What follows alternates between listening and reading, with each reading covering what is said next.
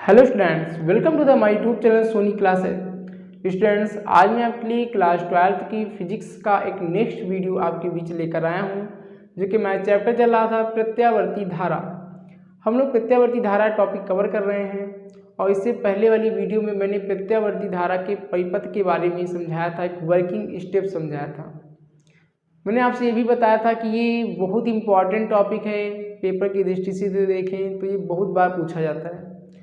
तो एक टफ है टॉपिक, इसलिए मैंने आपको एक वर्किंग स्टेप समझाया था कि अगर आप वर्किंग स्टेप को आसानी से समझ लेते हैं तो आपको सातों सर्किटें एकदम आसान लगने लगेंगी। तो मैंने एक प्रकार से एक वर्किंग स्टेप आपके बीच रखा था। जो लोग उस वर्किंग स्टेप को ध्यान से समझे होंगे वे सातों सर्किटों को एकदम आसानी से कर पाएंगे। ठीक है ना। मैं आपको एक एक सर्किट बहुत ही आराम से समझाऊंगा, एक एक पॉइंट को समझाऊंगा, जिससे आप सभी चीज़ों को बहुत अच्छे से कवर करेंगे। ठीक है ना। बस मैं आपसे यही कहूँगा कि अगर आपने वो वीडियो इससे पहले वाली नहीं देखी वर्किंग स्टेप, तो आप उसको जरूर देखें, जिससे ये सभी सर्किटें आपको एकदम से आसान लगने लगेंगी। ठीक है ना। तो आज की वीडियो में हम आर सर्किट को पढ़ेंगे। जैसे मैंने आपको बताया था 7 सर्किटें हैं, R circuit, C circuit, L circuit, C R, L R, L C और LCR सर्किट। ये 7 सर्किटें हैं। हम सातों सर्किटों को डिटेल से पढ़ेंगे, लेकिन सबसे पहले हम आर सर्किट सीरियल वाइज सभी चीज़ों को कवर करेंगे। और एक इम्पॉर्टेंट बात कि अगर आपने एक भी वीडियो मिस की तो आप समझ नहीं पाओगे। ठीक है ना, क्योंकि सभी सर्किटें एक दूसरे से जुड़ी हुई हैं। एक को आप अच्छे से समझोगे तो दूसरी आप अच्छे से समझ पाओगे, इस प्रकार से तीसरी, ऐसे सभी सर्किटें आप अच्छे से क्लियर कर लोगे। ठीक है ना। तो इस वीडियो में आर सर्किट आपके बीच हम लेकर आए हैं। पहले इसको आप ध्यान समझिए, फिर हम सी एल बाकी सभी कवर करेंगे। ठीक है ना। तो चलिए स्टार्ट करते हैं। आज का हमारा टॉपिक होगा आर सर्किट। ठीक, देखिए आर सर्किट।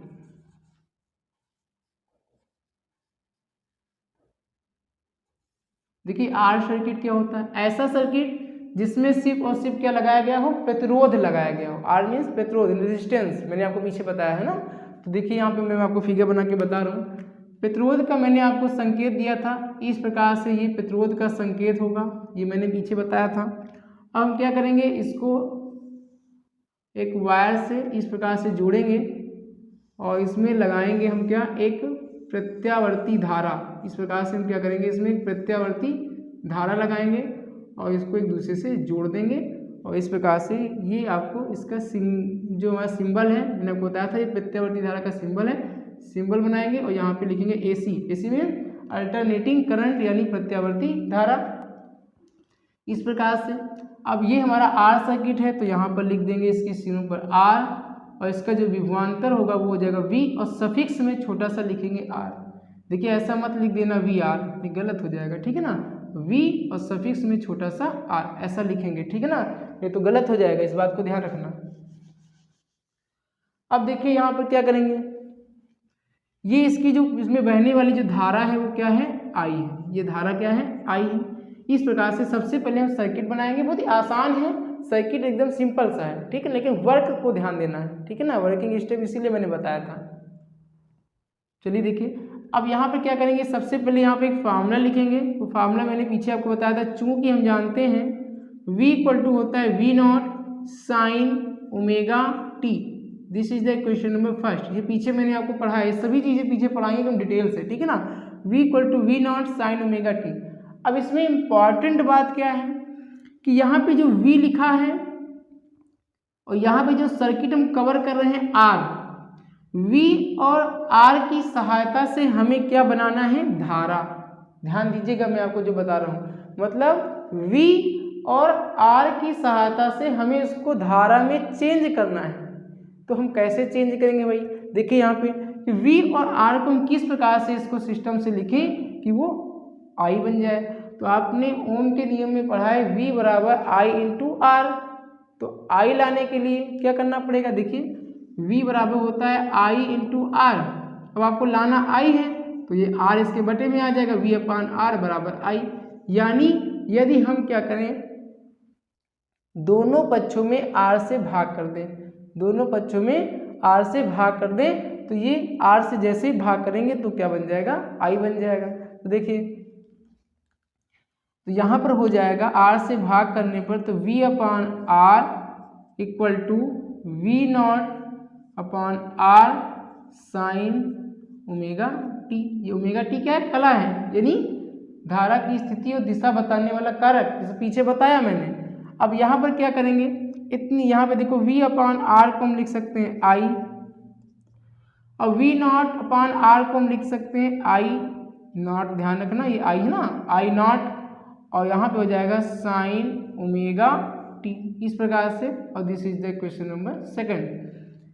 यहाँ पे आपको रीजन बताना होगा, चूंकि यहाँ पे रीजन बताना है कि वी नॉट अपॉन आर जो है, वी नॉट अपॉन आर जो है वो आई नॉट के बराबर है, V not upon R I not के बराबर है, इसलिए मैंने यहाँ पे आई नॉट लिख दिया है। ठीक, इसके स्थान पे क्या लिख दिया है? आई नॉट। इस बात को आप ध्यान रखिएगा।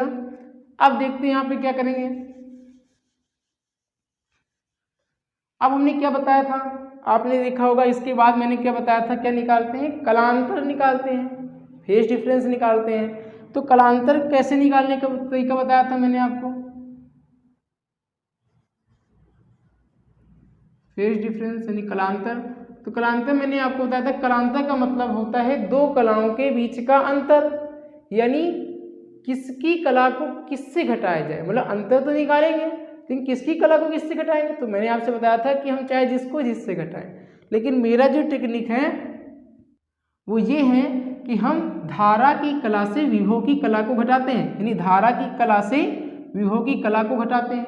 ठीक है ना, ये मैंने आपको पीछे बताया है कि आप किसी को घटाएं, लेकिन मेरा टेक्निक है कि हम धारा की कला से विभव की कला को घटाते हैं। तो चलिए निकालते हैं। तो कलांतर को हम फाई से लिखते हैं, किससे लिखते हैं? फाई से। और यहाँ पे धारा की कला क्या है? ओमेगा टी, माइनस विभव की कला क्या है? ये कला है, ठीक है ना, ओमेगा टी।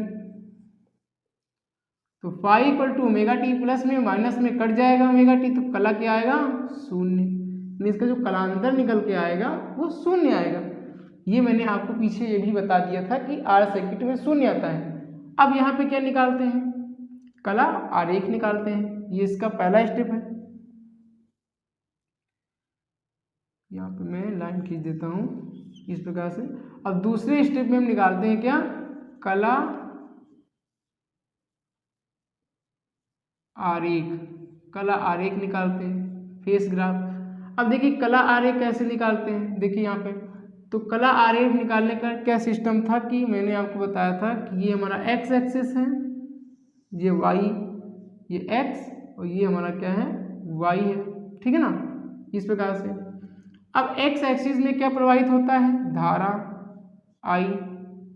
ठीक, अब यहाँ पे देखिए कलांतर क्या आया? शून्य आया। तो मैंने आपको बताया था कलांतर यदि शून्य आता है तो वो क्या होगा? समान कला में होगा, यानी इधर धारा बहेगी उधर ही आपका विभवांतर होगा प्रतिरोध के लिए। ठीक, तो यहाँ पे इसका स्टेटमेंट लिखना होता है, मेन चीज स्टेटमेंट। बहुत से स्टूडेंट यहाँ पे कथन नहीं लिखते, इसका रीजन नहीं लिखते। तो रीजन देखिए कैसे लिखेंगे कि धारा आई वी आर के साथ समान कला में है।